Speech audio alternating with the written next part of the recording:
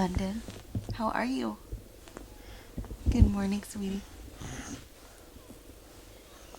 You're shy. You're not shy. Hi everyone, welcome back to my channel. My name's Jenny. I am a family medicine physician and a mom of two. And this week is World Breastfeeding Week. And so I just wanted to come here and give you guys some information.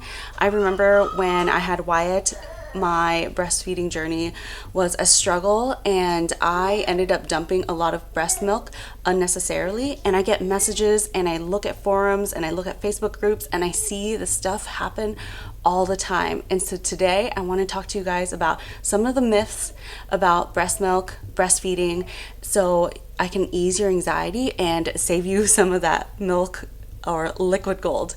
All right, if you guys are interested, then keep on watching.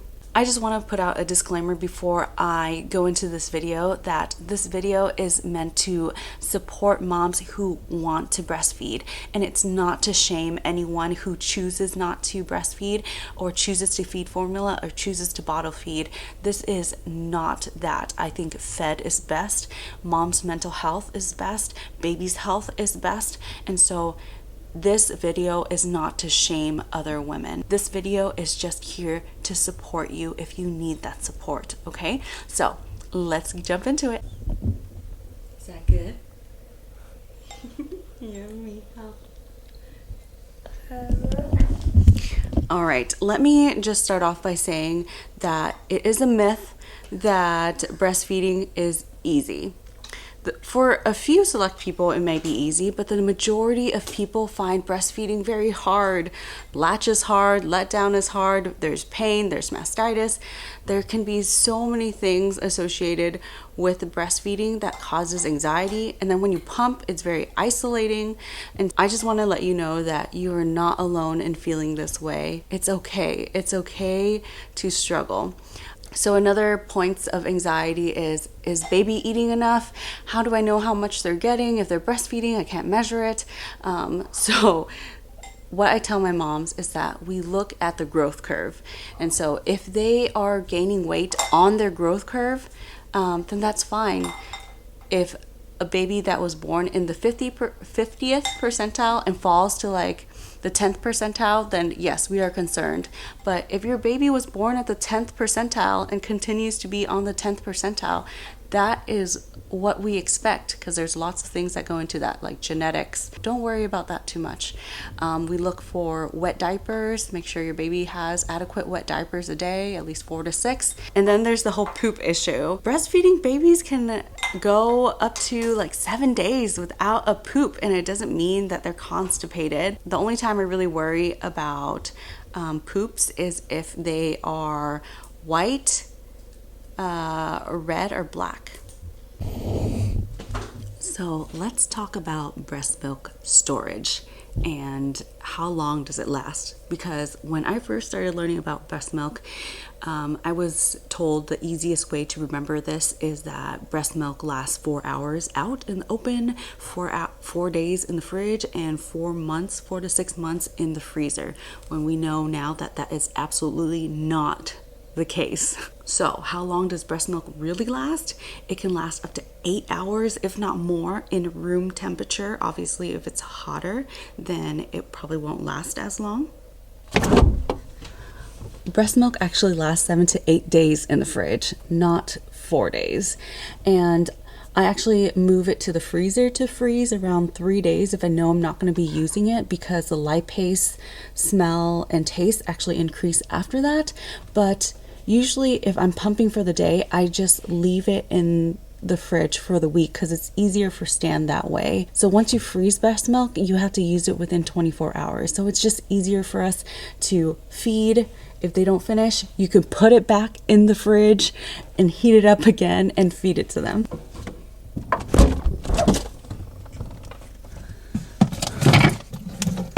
Frozen milk can actually last anywhere from 6 months to a year in your freezer. You just don't want to put it on the side because you constantly open and close the door, and you want it to keep it in the back where it's the coldest.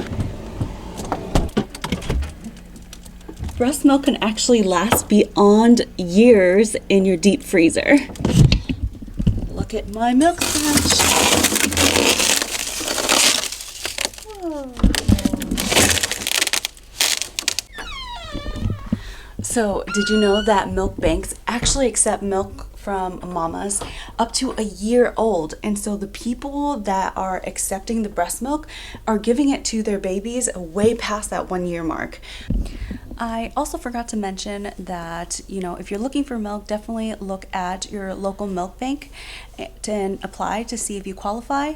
And another resource is actually a Facebook group called Human Milk for Human Babies. Just look for the one in your particular area.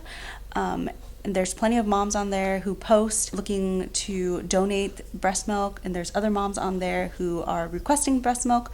It can be as formal or informal as you would like.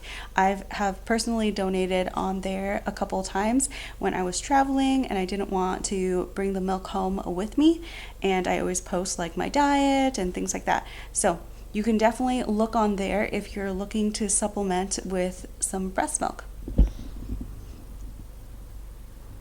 So the recommendations on breast milk storage from the CDC are actually studies done on formula, and those studies are applied to breast milk. And so we know that there's a lot of differences between the two. We know that there are white blood cells in breast milk that are not in formula, and so white blood cells kill bacteria, and so it's hard for breast milk to go bad when it has this active thing in there that is killing off all the bacteria. I don't know if you guys have seen that viral image someone posted like 3 years ago or something like that, but breast milk is actually alive. I'll try to insert the image right here, but on a Peachtree dish she placed a couple drops of breast milk, and you can see around it in the Peachtree dish that there is no bacteria. So that means that it killed all this bacteria around the breast milk. I think one of them on the left is breast milk that is for a 15-month-old, and the other one was expressed from a mother who was breastfeeding a 3-year-old. And you can see that the 3-year-old breast milk was actually had a bigger ring around it, even though there's only 2 drops of breast milk there. And what that means is that the concentration of white blood cells or immunity can possibly go up in concentration even though you're providing less breast milk. And I think that's one of the other things that people wonder: how much breast milk do you actually need for benefit? And there's actually studies have shown that even if you can give a little bit of breast milk, even 50 mLs of breast milk is better than no breast milk at all. I want to interrupt this video real quick to thank our sponsors. Amara is an organic baby food company that uses 0 preservatives and 0 additives. I remember when I was with Wyatt and we started foods for him, solids. We did purees, and I had every intention of doing homemade, organic, all that stuff for him, but I was in residency and my life got really busy, and so more times than not he ended up getting things off the shelves, and it made me feel so bad with all the other stuff that can possibly be in there.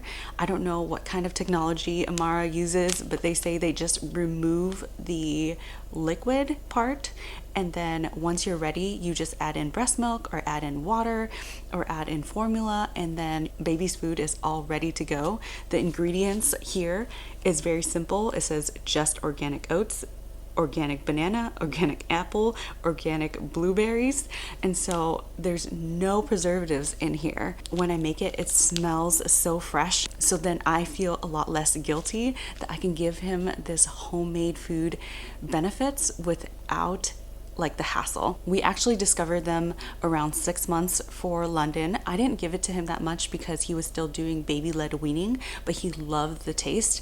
We actually used it more so now that he is using a spoon, and so he can feed himself.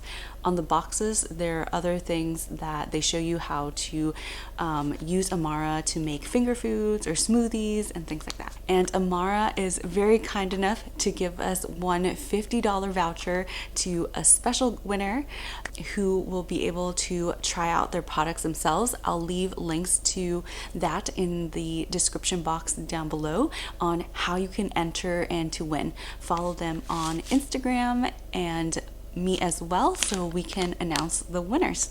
All right, now back to myth busting. Are you tired?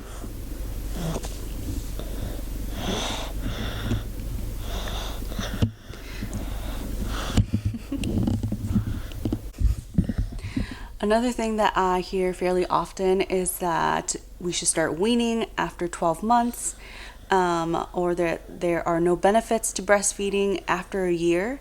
And I would have to disagree on that. There's so many properties in breast milk that are not mimicked elsewhere, like the white blood cells that we talked before to protect babies with like immunity. The World Health Organization actually recommends natural weaning from 2 to 7 years old. So I think we should really normalize breastfeeding and not have it be this sexualized thing when it's not.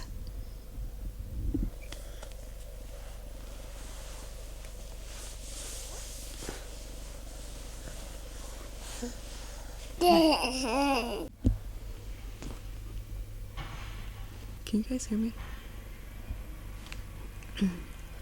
I've been told to also try to wean after 12 months because nursing to sleep can cause cavities, but that's not the case because the dynamics of breast milk is different. So when a child breastfeeds, it goes into the back of the throat, it bypasses the teeth. When you are drinking from a bottle to bed, the milk can pool in the mouth, and that's where you can get cavities. Yay! Massage, massage, massage. Massage, massage, massage. You like massages in the back? Yeah. Rib raising, rib raising. So, Wyatt decided he wanted to go on a walk and bring his bike. But now this, I have both of them.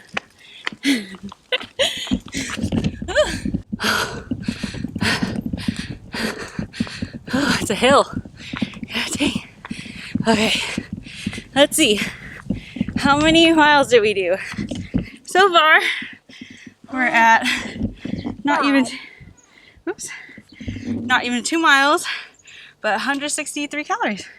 Cool. Are you tired? All this stuff. Oh, here. So, did you guys know that your flange size can actually change? This is not necessarily a myth, but you have your body.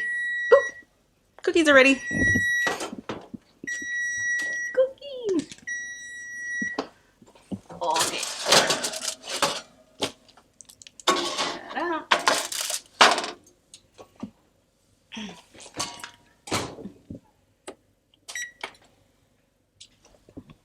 All right, so your body goes through a lot of changes when you go through pregnancy. And then so if you've noticed when you first become pregnant or when you first start breastfeeding, your nipples are actually bigger. And so the later you go on into your breastfeeding journey, it might be a good idea to remeasure and fit the flange size because you might need to go down. For those of you who say that you're not responding to your pump anymore, definitely try this. I remember Wyatt was around 9 months and I completely stopped responding to the Medela. I would pump for an hour straight and I would get nothing, probably like less than half an ounce. And then I moved over to the Spectra, and the Spectra probably had like smaller flanges, and so I ended up pumping like 4 ounces on each side. I still love the Spectra more than Medela just because it's more quiet, but it's possibly more of the flange size than the actual pump itself. Cheers! Cheers!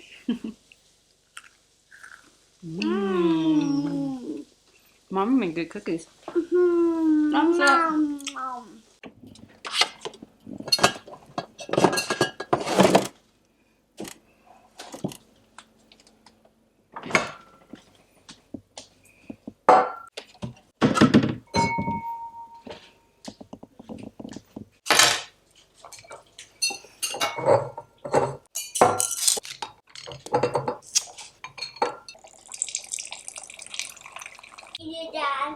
eat it.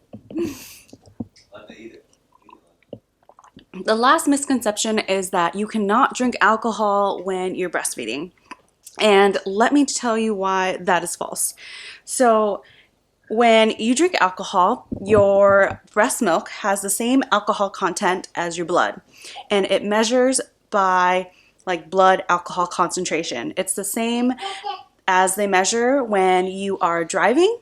So the legal limit to drive is 0.08, right? And that's grams per liter, grams of alcohol in 1 liter of blood. If you look at the percent concentration in orange juice, it's 0.77 as compared to 0.08 for driving. Orange juice has a alcohol concentration of 0.77 grams per liter of orange juice. And the reason why they don't have to actually put it on the carton is because the percent alcohol is actually just 0.06. So if you are okay with giving your child apple juice, orange juice, grape juice, all those things contain more alcohol than your breast milk. So I would have to be dead, comatose, to get an alcohol level of 0.5. And the alcohol concentration in orange juice is 0.77. That being said, I'll raise a glass. Cheers! Sometimes I just drink and breastfeed just for shock value. Well, that being said, I hope you guys enjoyed this video. I hope you guys learned something. I hope I eased some of your anxiety, saved you some breast milk.